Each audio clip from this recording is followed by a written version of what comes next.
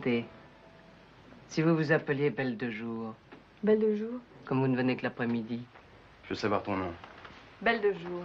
Pourquoi la nuit tu n'es pas là? Tout le sort, c'est là. Qui? Belle de Jour? Oui. Elle a des demandes? Belle de jour? C'est original. Belle de jour, c'est le drame d'un divorce, celui de l'âme et de la chair. C'est le conflit entre le plus tendre amour et l'exigence implacable des sens. Veux-tu que je te dise un secret, Séverine? Je t'aime chaque jour davantage. Moi aussi, Pierre. J'ai l'impression que je te comprends mieux, que je me rapproche de toi. Chaque jour, je t'aime davantage, tu sais. Je t'ai jamais vu comme ça. Si seulement... Quoi? Oh, rien. Si seulement un jour tu m'annonçais une grande nouvelle. Tu as l'air de te plaire avec moi. Beaucoup. Mais ça ne suffit pas. C'est l'autre que tu aimes.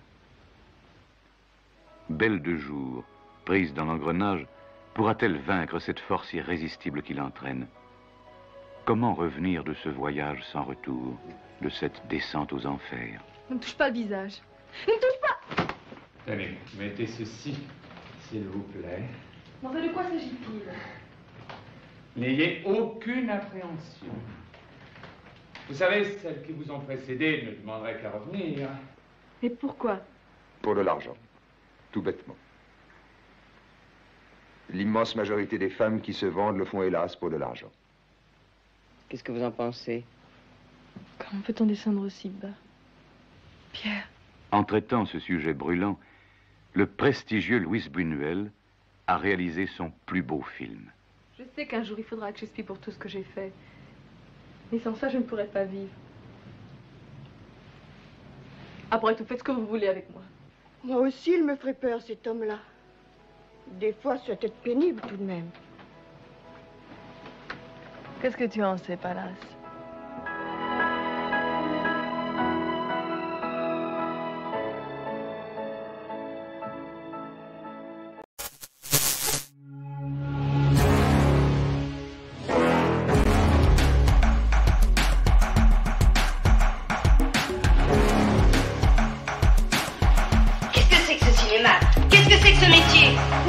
couche avec tout le monde, où tout le monde se tutoie, où tout le monde ment. Mais qu'est-ce que c'est? Vous trouvez ça normal?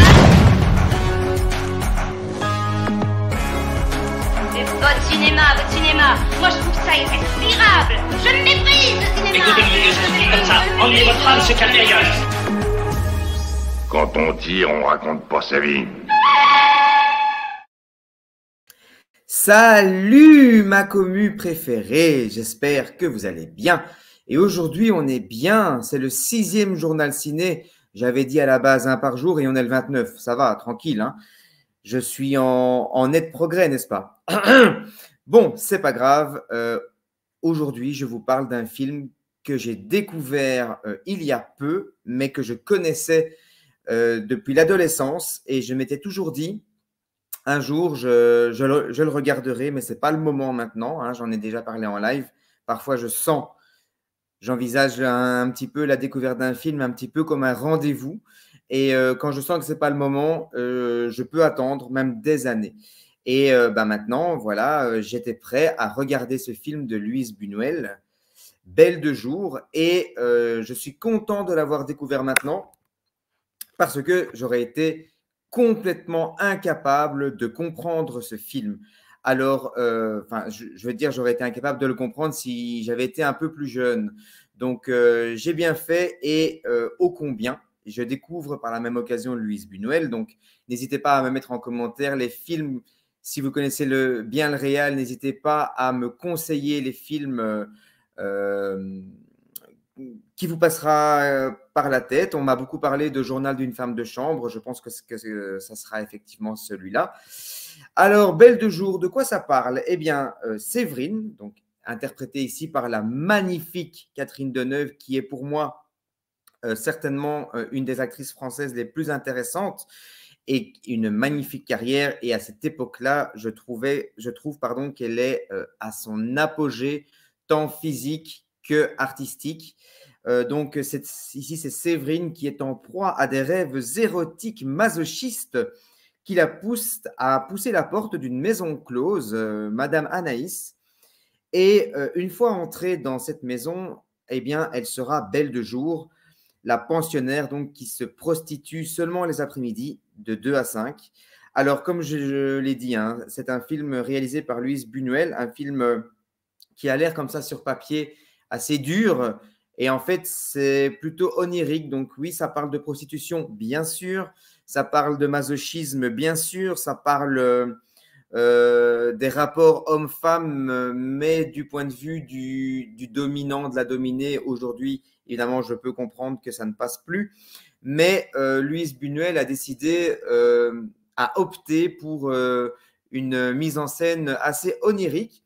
Donc, produit par les frères Hakim, hein, qui sont deux frères un petit peu comme les frères Cannon, enfin, les frères de la Cannon, mais si ce n'est qu'eux ont produit des très, très, très grands films. Je pense à Plein Soleil, c'est le premier qui me vient à l'esprit. Et ce sont les frères Hakim qui découvrirent Alain Delon en 1960 hein, avec Plein Soleil, hein, pour moi, qui, s'il n'est pas un chef-d'œuvre, au moins est un film marquant. Alors, pour ce film, Buñuel exige une liberté totale qui lui sera accordée. Donc, le metteur en scène peut laisser libre cours à ses pulsions et fantasmes les plus profonds. Et curieusement, on pourrait croire que ce film ait choqué la censure. Eh bien, il faut savoir qu'il n'y en a qu'une seule qui a scandalisé la censure, et c'est celle du Christ de Grunewald. Quand le duc nécrophile assiste à une messe dans une chapelle privée, au-dessous d'une reproduction du célèbre Christ éprouvé du peintre allemand. Alors, dans Belle de jour, eh bien, les personnages masculins sont des pantins, des caricatures.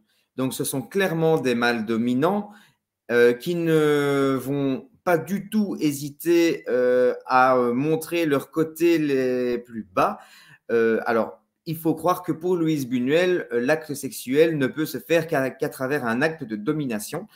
Alors, une fois qu'on accepte ce parti pris, on peut se laisser embarquer. Le petit conseil que je peux donner, c'est de ne pas se laisser choquer. N'hésitez pas, non. Ne soyez pas choqués si vous voyez un personnage masculin parler à Catherine Deneuve comme un chien, quoi, hein. N'hésitez pas à lâcher prise et laissez-vous aller vraiment par ce que Buñuel propose. Alors, de sorte que le spectateur finit au final, oui, parce que comme j'expliquais dans Belle de jour, Buñuel se délecte des jeux de miroir entre réel et imaginaire. Le spectateur finit lui-même par confondre la vie rêvée de celle réellement vécue par l'héroïne. D'ailleurs, Buñuel disait, pour moi, les deux ne font qu'un. Alors, il n'empêche, bien sûr, que l'on ne peut s'empêcher de se poser toutes sortes de questions au fil du métrage. Va-t-elle continuer à subir ses fantasmes? Parce que dans le cas de Catherine Deneuve, c'est clairement subir ses fantasmes. Va-t-elle rester chez Madame Anaïs? Sera-t-elle à un moment donné guérie de ses obsessions? Etc., etc. Alors, Buñuel semble ne pas avoir su choisir lui-même. Il dit avoir livré ses propres incertitudes. Comme dans la vie, il y a des situations sans dénouement ni solution. Aigrie, sa beauté perdue, Séverine finira par devenir tyrannique et dévote, comme sa sœur espagnole confite par 30 années de franquisme. Devant un mari soumis comme un cadavre, un mari complètement absent, complètement... il est la tendance inverse. Au plus on avance dans le film, au plus les tendances s'inversent. Au plus elle se laisse aller à des clients masochistes, au plus elle est dominée, au plus elle devient dominante dans sa vie réelle, dans sa vie privée. C'est très intéressant. On retrouve la fascination du réalisateur pour sa mise en scène du désir, celle qui échappe à tout contrôle, le désir qui nous fait perdre tous nos moyens, celui que malgré tout, chaque individu doit dompter pour pouvoir vivre en société. Vous pensez bien, soyons honnêtes 2 secondes, que si nous nous comportions tel que nous le fantasmons parfois dans la vie, clair et net, on peut très vite finir en marge de la société. Alors, Belle de jour n'est jamais que la chronique du désir irrépressible d'une femme corsetée par son milieu, insatisfaite par une sexualité que l'on devine routinière. Son masochisme, c'est un mot visiblement que je n'emploie pas assez, hein, n'est-ce pas? Son masochisme, je le redis, n'est que l'envers de son refoulement. Il se cristallise sur ses craintes et sur ses interdits. Alors, à sa sortie, le 24e long métrage de Buñuel, qui le rendra célèbre dans le monde entier, approuvé par Joseph Kessel lui-même, attira les foules. Les foules et les foudres. Pour certains, le succès de Belle de jour dans des pays à forte tradition catholique où finalement la femme, ou plutôt la sexualité féminine a longtemps été ignorée, voire réprimée, validerait ainsi a posteriori la démarche de son auteur. Il faut savoir que le film à sa sortie a hautement choqué surtout les pays catholiques. Et c'est pas plus mal. C'est un film pour moi assez utile. Et comme je vous le disais en début d'enregistrement, j'ai bien fait de le regarder sur le tard. Parce que j'aurais ou été choqué plus jeune, ou… alors, c'est surtout une violence psychologique.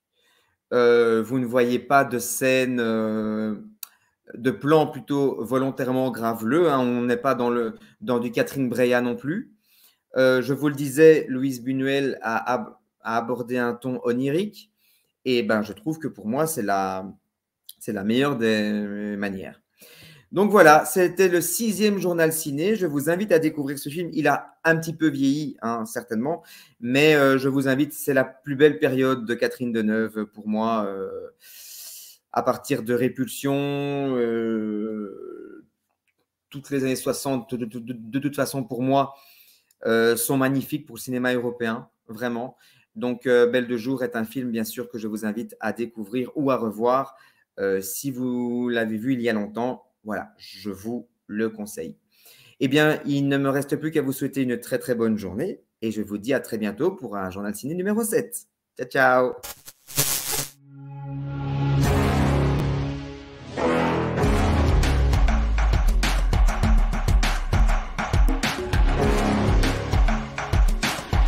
Qu'est-ce que c'est que ce cinéma? Qu'est-ce que c'est que ce métier? Où tout le monde couche avec tout le monde, où tout le monde se tutoie, où tout le monde ment. Mais qu'est-ce que c'est? Vous trouvez ça normal? Votre cinéma, moi je trouve ça irrespirable. Je méprise le cinéma. Écoutez-moi, je suis comme ça. Emmenez votre âme se calmer ailleurs. Quand on tire, on raconte pas sa vie.